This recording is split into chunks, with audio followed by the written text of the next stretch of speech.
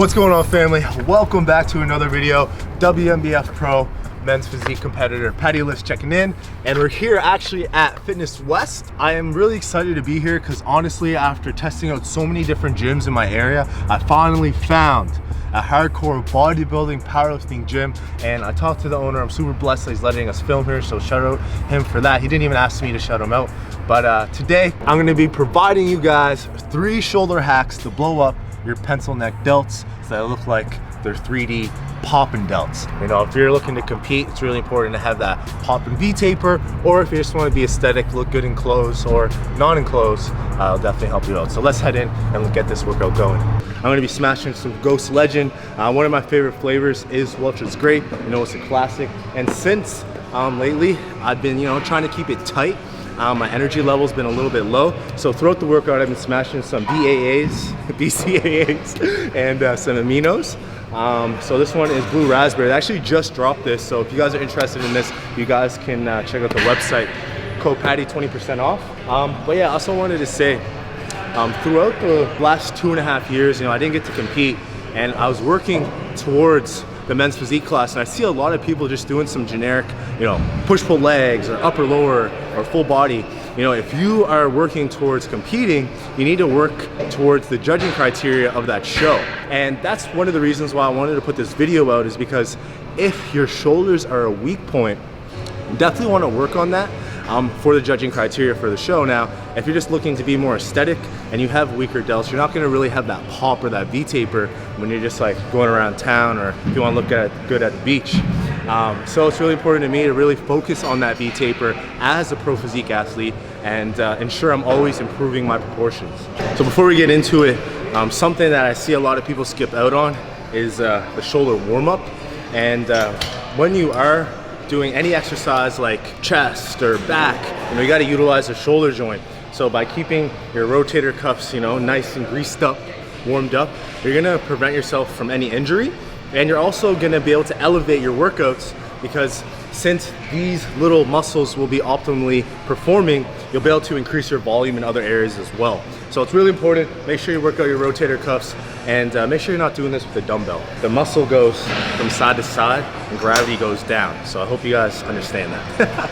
So the first hack to build some cap shoulders is actually the standing dumbbell Arnold press. Now, I see a lot of people not utilizing this movement a lot. The good thing about this one is that it was shown that there was a higher EMG activation in the side and rear delts when you're performing a standing shoulder press versus a seated, and it's a lot higher as well when you're doing a Arnold press versus the conventional shoulder press. Now, this is really important because when you're doing a lot of chest pressing, you're gonna activate your front delt, and the front delt is gonna take over. You're gonna see guys walking around like this. If you really want that 3D effect and create that illusion, you have to work the side and the rear delts. So this is a really good one versus doing, let's say, a conventional seated dumbbell press or a military press, where it's going to be very front delt dominant, and you get that a lot through pressing. The next reason why I think this one is great is because if we look at the #1 mechanism for muscle hypertrophy, it's mechanical tension. So pretty much how much volume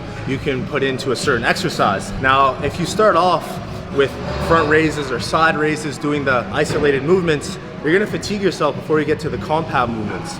And this is the greatest compound movement for overall shoulder activation, because it is a press, it is a compound movement, and you're gonna get the most load if you are looking to activate the entire shoulder. So we're gonna get into this one, smash it out, and we'll move on to the next hack.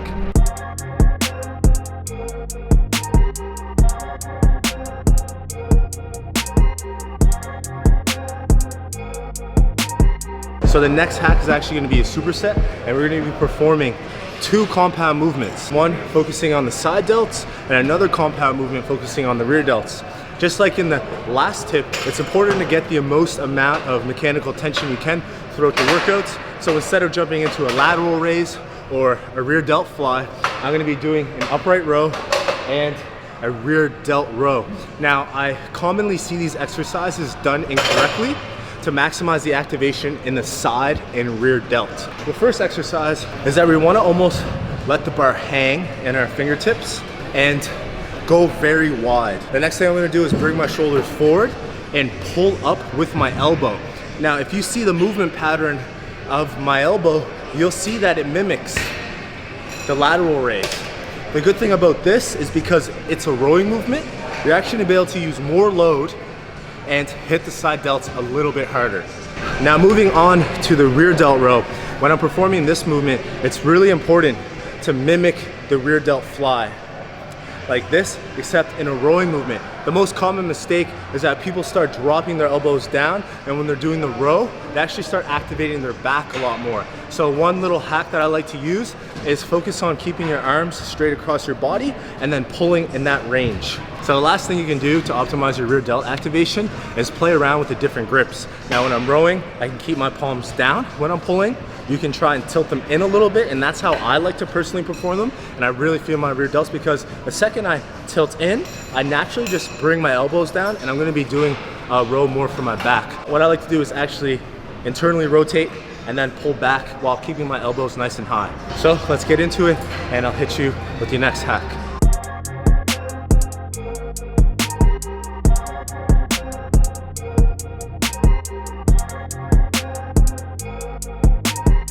Man, in the last exercise, my elastic broke, so I feel so weird. It's the first time. I had long hair.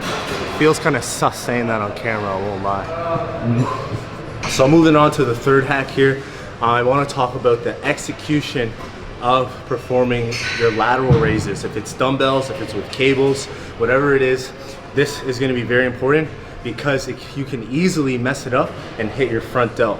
So the first execution thing I want to talk about is actually tilting your arm in. So what you're going to see here is when I come up, you're going to see my side delt actually act against gravity. Whereas let's say I come up here, now you're going to see my front delt up here, and you won't get as much activation in the side delt. Now you can have this concept and you can try it, but when you're performing it, this is where I see the biggest mistake. Now you tilt in and then you come up with your arms like this. Now my arm is in the head of my elbow. What we want to do is we actually want to flip that. So now we're going to be leading with the elbow and then secondarily leading with the pinky, like this. So I'm actually going to superset this exercise. So I'm going to be performing dumbbell lateral raises and then doing rear delt flies. So just like I mentioned in the last tip with the different grips, we can actually utilize it here on the rear delt machine as well. So you know, conventionally, this would be the regular grip, but if you want to try and go reverse grip, there's a good activation there as well. But I personally find that I feel it a lot better this way, and that I hit that muscle a lot easier when I'm putting effort in to activate it this way as well. So I do recommend you trying out both ways and seeing which one you personally like better.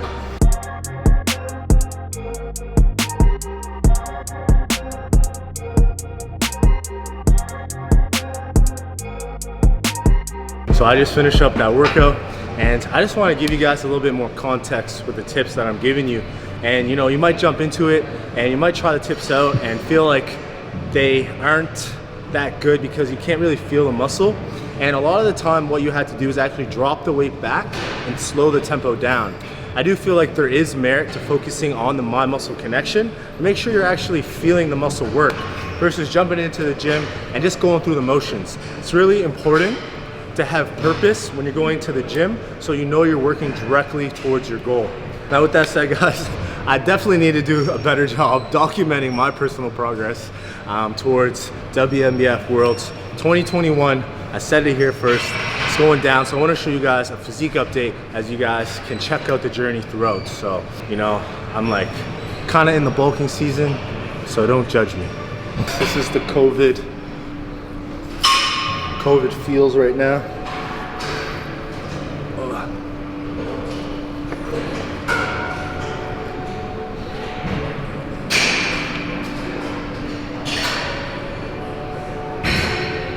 Man, I really gotta focus on that posing too. It feels so awkward, honestly, just in the gym with my shirt off, but that's where I'm at, guys. We're gonna head back to my place, get some post-workout, and keep the video going, so let's get it. Welcome back, guys. We got back from that workout. It was pretty intense. My shoulders are definitely feeling a little bit sore already, so I definitely want to get my protein in. I'm going to be taking 2 scoops of milk chocolate.